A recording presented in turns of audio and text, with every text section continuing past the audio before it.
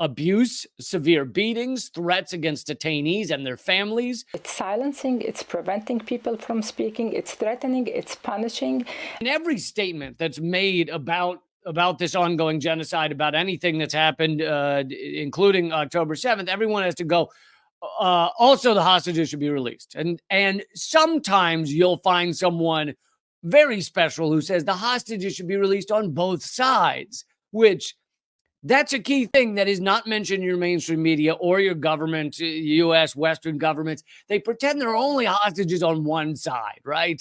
And yet in the hostage exchange, we saw, what do you know? Israel had hundreds of hostages that they released in the hostage exchange back in November. Where did all these hostages come from? Women and children. How did it, what? I didn't know Israel had hostages, but yes, they absolutely do. And these are new numbers. At least I didn't have them until now. I did know that prior to October 7th, Israel had 5,000 Palestinian hostages. Since that time, there have been varying reports on how many people they have grabbed up since then, how many new hostages Israel has taken.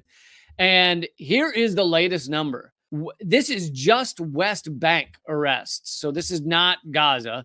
Maybe there are no arrests, not many arrests going on in Gaza because they're just murdering everyone. But anyway, West Bank arrests since October 7th have surpassed 8,400. Israel has added 8,400 hostages to their already 5,000 hostages. And obviously those numbers, they are releasing some of them sometimes. So those numbers aren't just like, oh, well, this is exactly how many are in prison. But since October 7th, they have surpassed 8,400 arrests. And it's easy if you want to defend Israel to go, well, no, it's different because the people that Israel's arresting they've done something wrong. Israel only arrests the baddies, the bad guys. That's all Israel does. But I've actually brought to you reporters, very legitimate reporters who have actually gotten to see inside the system that is kind of an arrest mill, a prisoner mill, where they grab up a bunch of Palestinians and they sentence them to prison without any real review or trial. Often, even when it's children, often these reviews last 60 seconds or less. It's basically like, are you Palestinian? Yes. Prison. Finished. Review of trial. That's the end of the trial. So the idea that these are somehow legitimate arrests is laughable. And that's not even talking about the fact that these are many of them are children and women, etc. So this from Al Jazeera says 8,425 Palestinians have been arrested by Israeli forces in the occupied West Bank since October 7th, according to the Commission of Detainees and Ex-Detainees Affairs, the Palestinian Prisoners Society, and the Adamir Prisoner Support and Human Rights Association. They said in a joint statement, the number includes about 540 children and 66 journalists. So you see who it is that Israel is grabbing. It includes journalists. It includes children. It includes medics and doctors. The arrests come with abuse, severe beatings, threats against detainees and their families, widespread sabotage and destruction of homes, as well as looting. They say seizure of vehicles, money, and gold jewelry, but that's just looting. So Israel is so-called arresting these people. So when Hamas grabs hostages, those are legitimately called hostages. They are hostages.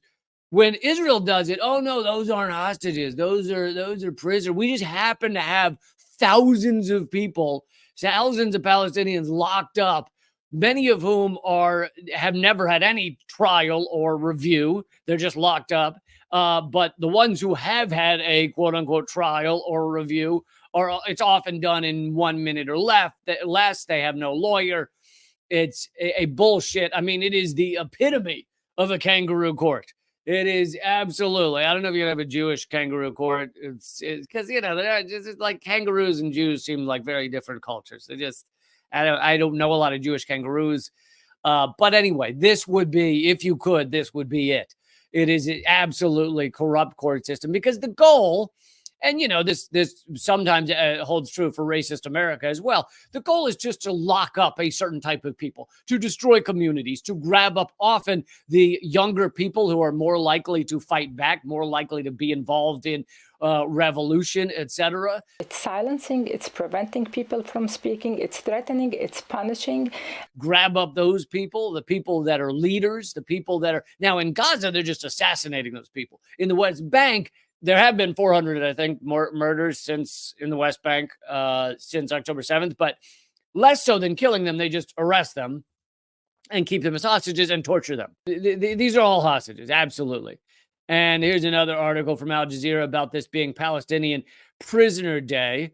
They say in the occupied Palestinian territories, 1 in every 5 Palestinians has been arrested and charged at some point. The other reason you would arrest, that Israel would arrest Palestinians and then at some point release them, because they didn't arrest them for anything actual to begin with. By doing that, they now have them in the system. They can now say, oh, if they arrest them again, they can now say you're a multiple offender and probably give them years in prison.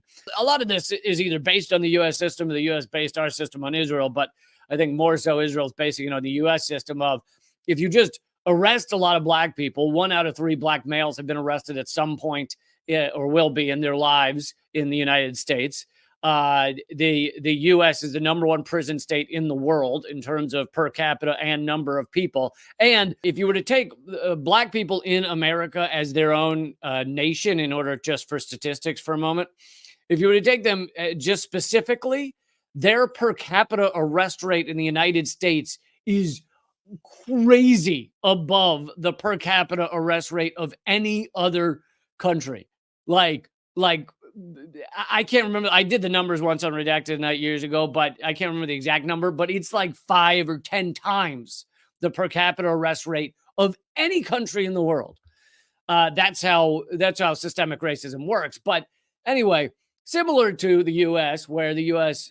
can grab up, black people or black men and more often and put them into the system. And even if they aren't in for that long on their first offense, quote unquote, which is usually not even offense, even if they're not in that long, it gets them in the system. It now means they have a record. It now means it's harder for them to proceed in their life, to grow in their career or what have you. Then if they're arrested again, oh, you're a double offender. Well, now we can add more and more time on. And so it's a self-perpetuating system. And that very well might be part of the reason that Israel arrests so many Palestinians, even if they end up releasing many of them after a certain amount of time. But also it's just to torture them and make them feel like very unsafe, and make them feel if they stand up or fight back at all, they'll be arrested and tortured again. 1 in every 5 Palestinians has been arrested. That rate is twice as high as for Palestinian men. So that would be 2 in every 5 men. There it is. 2 in every 5 men, Palestinians have been arrested or will be arrested at some point. 2 in every 5. It's very similar to the black population in the United States. 1 in every 3 are going to be arrested. And, 90% of those are going to be for bullshit. I wanted to bring you that story because it is never mentioned in the United States that Israel has thousands of hostages. Thousands. While there's, if they're still alive, we don't know how many hostages are still alive in Gaza, mostly because Israel's bombing and killing them. Whatever the number is, it's probably 100 or less. So let's say Hamas has 100 hostages in Gaza right now. Israel has thousands that are never mentioned by your mainstream media, never mentioned by Western governments, cannot be spoken to at all, cannot even be whispered for a second. Hey, what about the cancellation right there? Can't say it.